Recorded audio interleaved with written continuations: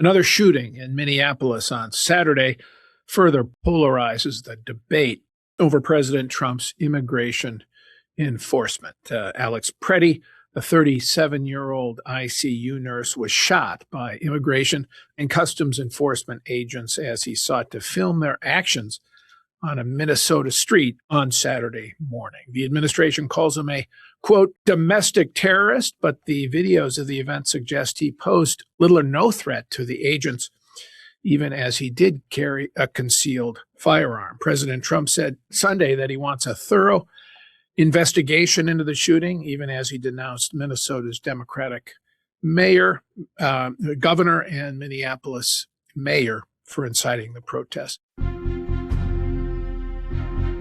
From the opinion pages of the Wall Street Journal, this is Potomac Watch.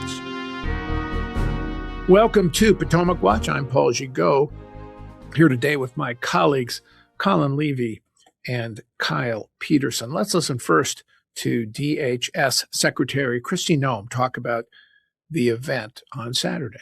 We do know that he came to that scene and impeded a law enforcement operation, which is against federal law. It's a felony. When he did that, interacting with those agents, when they tried to get him to disengage, he became aggressive and resisted them throughout that process. These officers used their training, followed their protocols, and were in fear of their lives and the people around them. And that's how this tragedy unfolded, and we hope we never see it again. It grieves me to think about what his family is going through, but it also grieves me what's happening to these law enforcement officers every day out on the streets with the violence that they face. All right, and let's follow that up with another brief clip from Noem.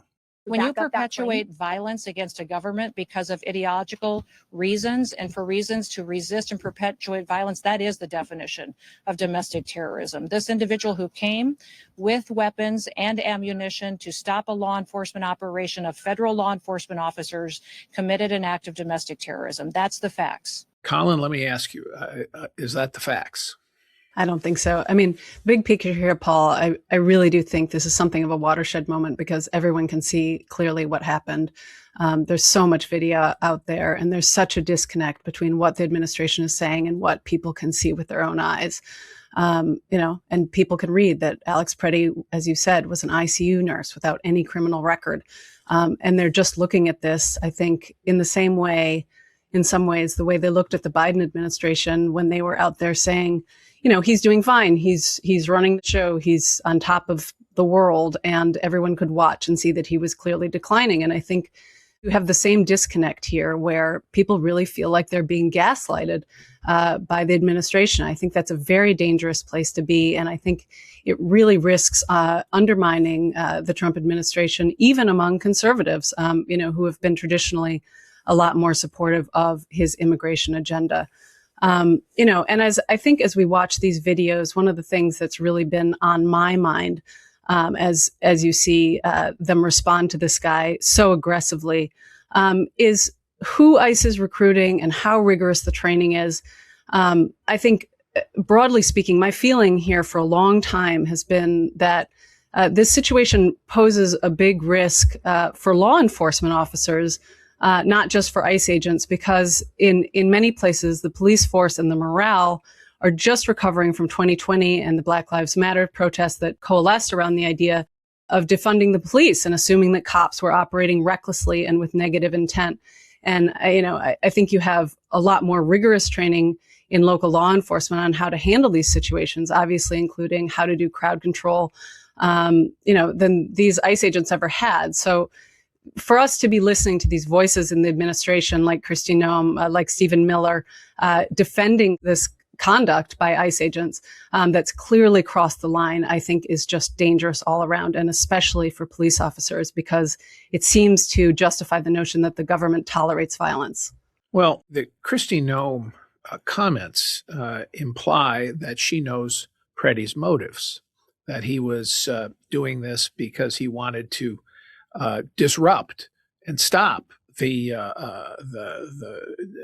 ICE enforcement, and that he had violent intentions. And her main evidence for that, Kyle, seems to be that he carried a concealed weapon, which he did, And he had a couple of magazines, extra magazines, in his possession. Now, it is legal in Minneapolis, as the police chief pointed out, in Minnesota, to carry a concealed firearm. There were some suggestion by people supporting the administration's views that, oh, he was brandishing this weapon outside in his hands and therefore was a threat. But it didn't appear to be discovered by the ICE agents until, at least the videos show, until Preddy was on the ground, surrounded by multiple agents. And the other argument you hear is that, oh, well, one of the president used this, one of the gun that he had is sometimes goes off accidentally when people don't expect it. Well, ICE agents also use that firearm. So if it's safe for them, why was it unsafe for Preddy? Now, I think Preddy was unwise, to say the least, to try to interfere. But the idea that he had violent intent, they don't know that. And there was no demonstrable show of that other than the fact that he did, I think, at least as I saw the video, try to protect another woman who had been pepper sprayed by the ICE agents. Yeah, and the difficulty of these situations is the calls for people to go out and meet these ICE agents on the street is creating volatile situations where you have people out there, some of whom are maybe protesting and yelling things, derogatory things at the ICE agents, taunting them. You have other people who are just there, kind of bystanding and videotaping.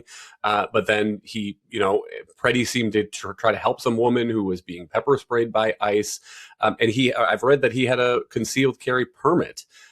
Conservatives have often defended the Second Amendment right to carry a concealed weapon for protection, as the Supreme Court has said is protected by the Second Amendment. And Minneapolis does have a crime issue in the past, including carjackings, for instance. It's a very awful situation. And to Colin's point, I don't know why Kristi Noem and others in the administration are so quick to say when something like this happens, that the answer is that he was there with ill intent. He was intending to do violence, mass violence on groups of federal agents, when that seems to not be backed up by the video evidence. I don't know if that's what the DHS leadership is being told by people on the ground, but it would really behoove them to take a pause and allow a bit of investigation to proceed, or at least to wait until they are watching the same video that the public is going to be watching, within hours, as soon as it's posted to social media. Well, the domestic terrorist, and that's a direct quote from both Stephen Miller and Kristi Noem, seems to be their essentially their default statement anytime one of this happens.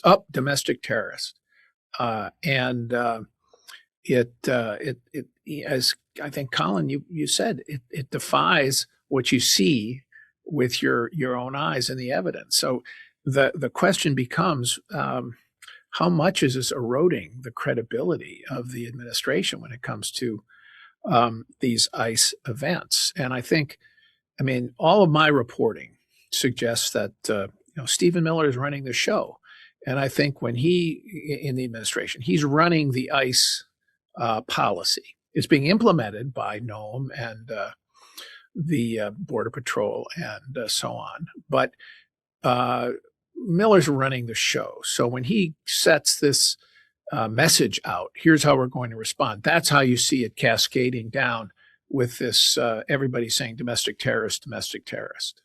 I think that's absolutely right. And another point I wanted to make here on that point, this sort of reckless rhetoric that we're seeing from Stephen Miller and from Kristi Noem, is that, when you hear these sorts of words thrown around about him being a domestic terrorist, and we can see that it's not just false, but really beyond having any connection to the truth. I think it's enormously dangerous.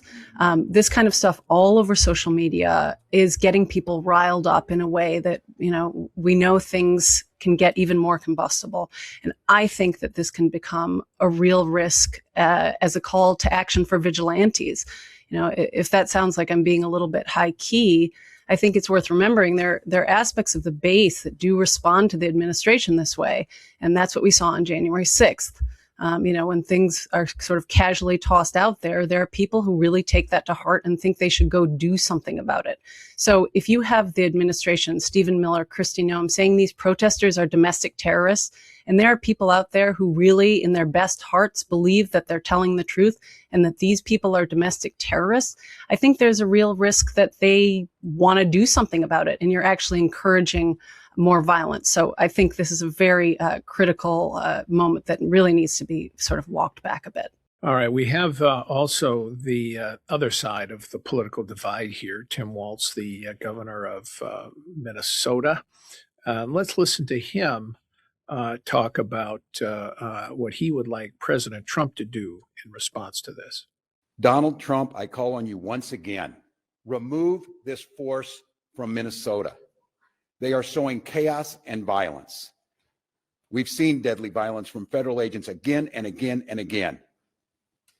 But in contrast to that, on these frozen streets, what you witnessed yesterday was the best of Minnesotans, peacefully exercising their First Amendment rights.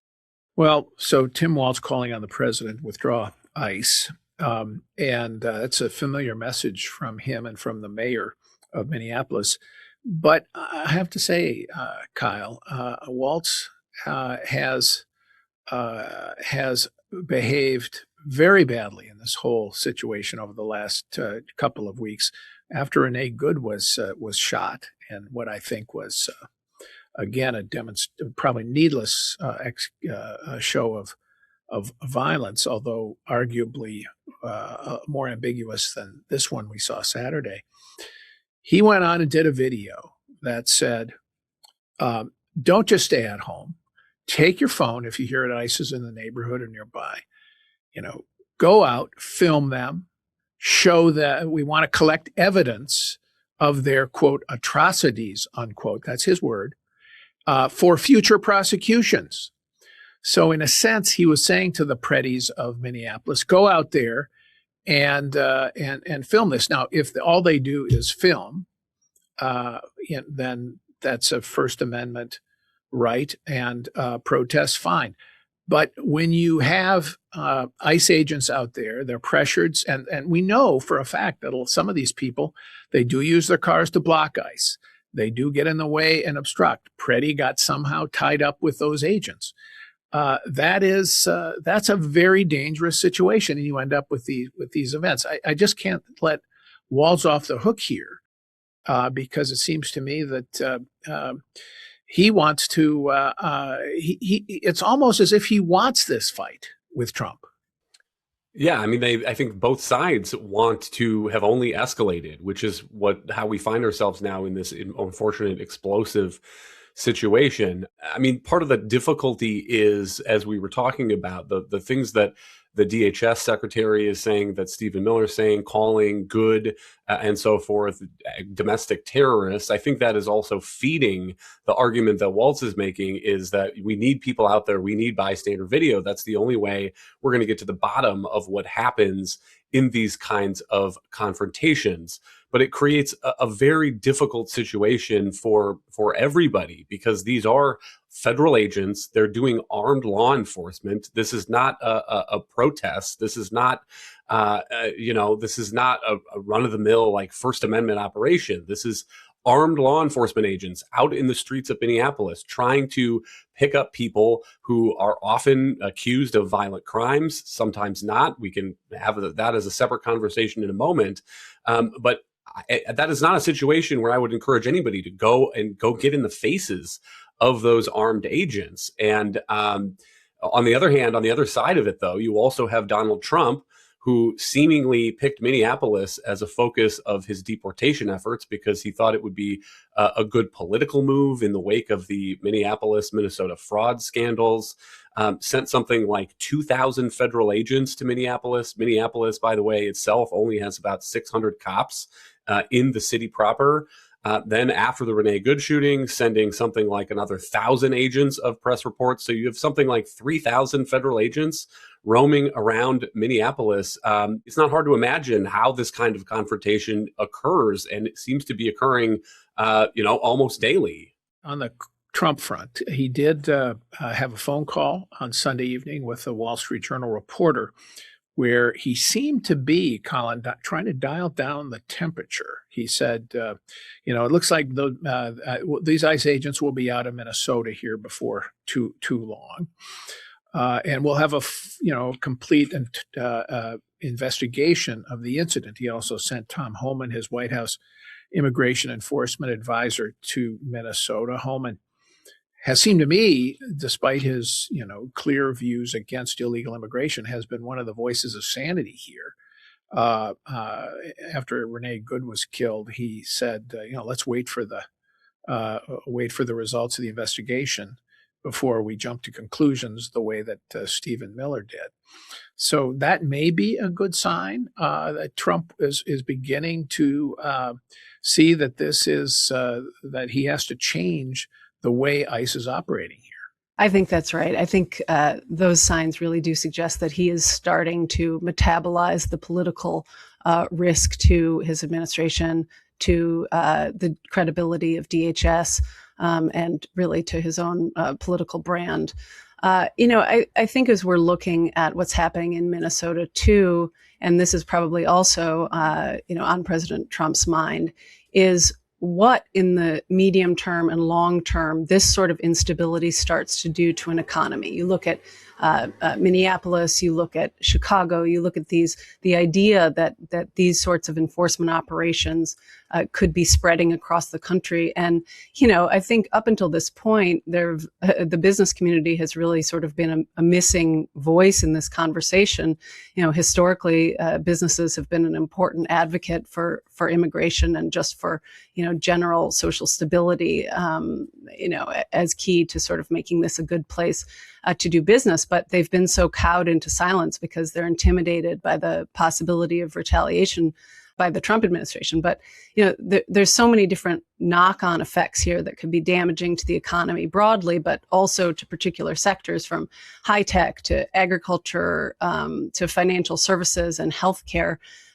If you step back and look at the economy writ large, this kind of violent enforcement, indiscriminate roundups, are a problem. If you have people who not only don't want to come to college here, but also, very high skilled foreign workers who don't want to come take a job here in Silicon Valley or elsewhere because, they come from India and they have no idea whether or not they may be, rounded up by ICE as presumed to be undocumented.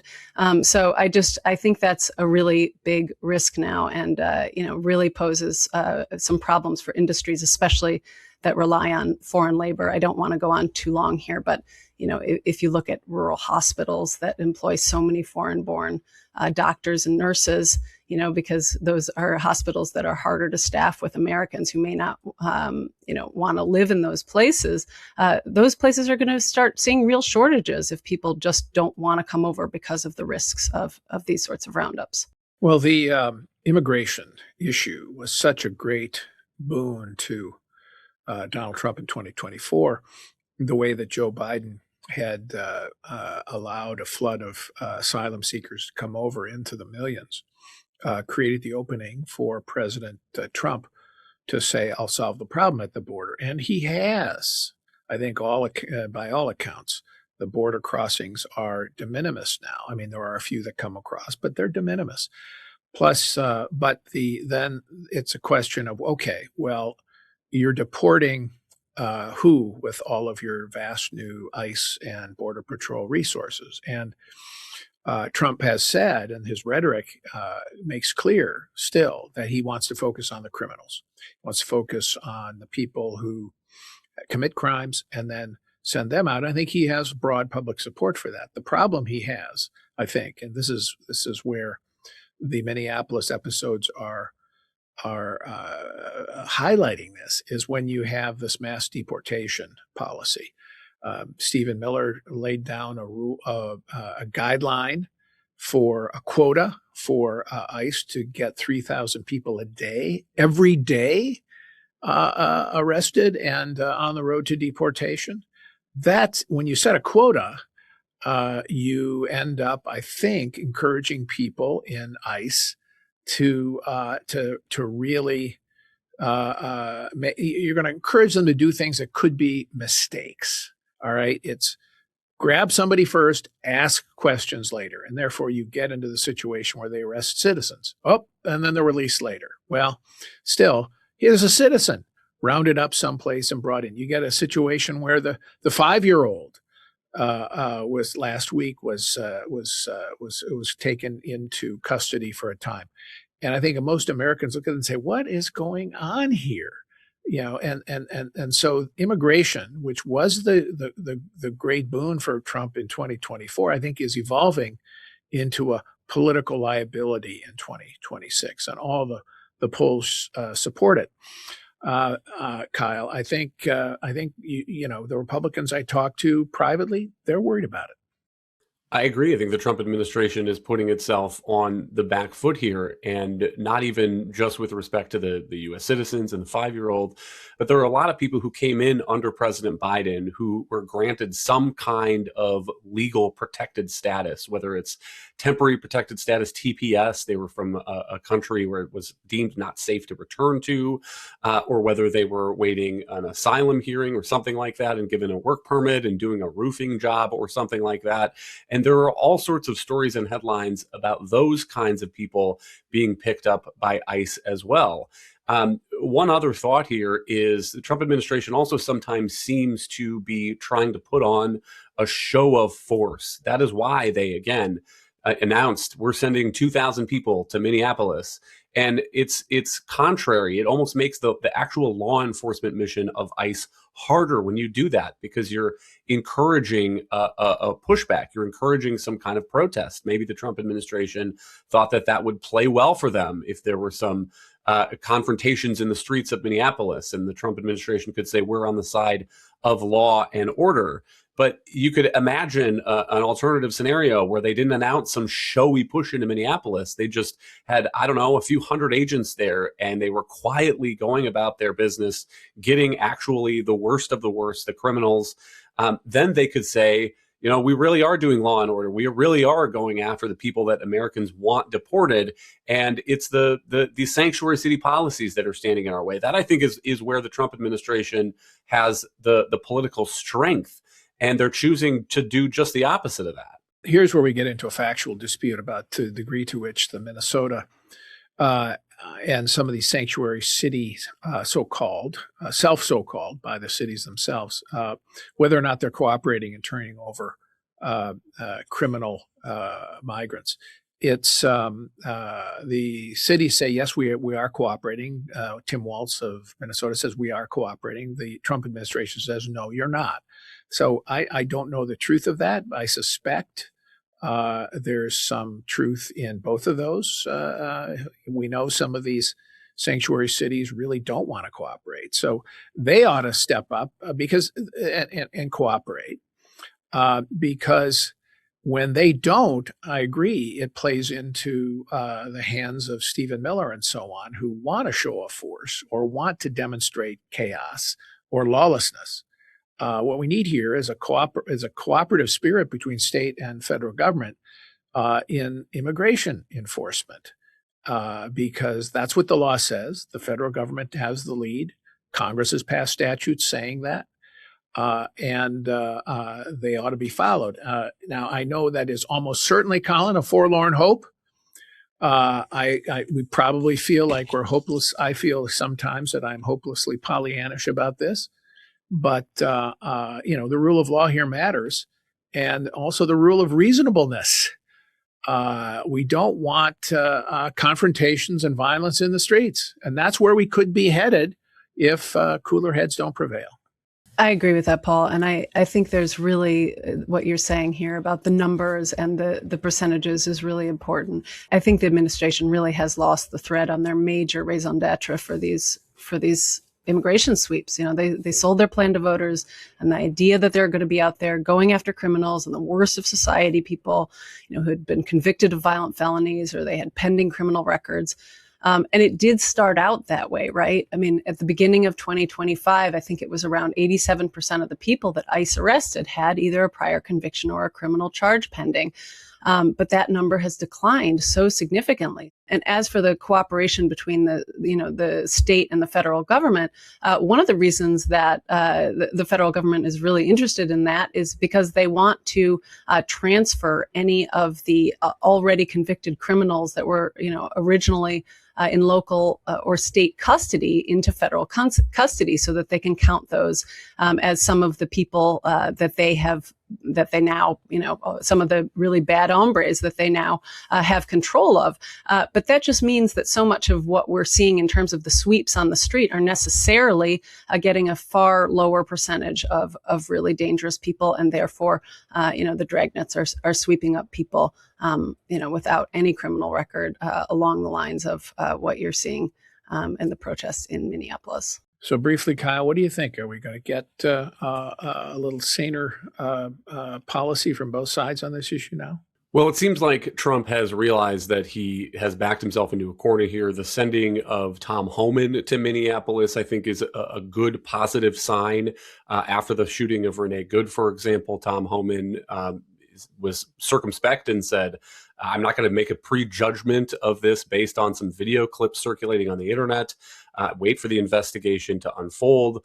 That is the kind of, serious, real leadership that we need, that is not geared toward getting some likes on social media.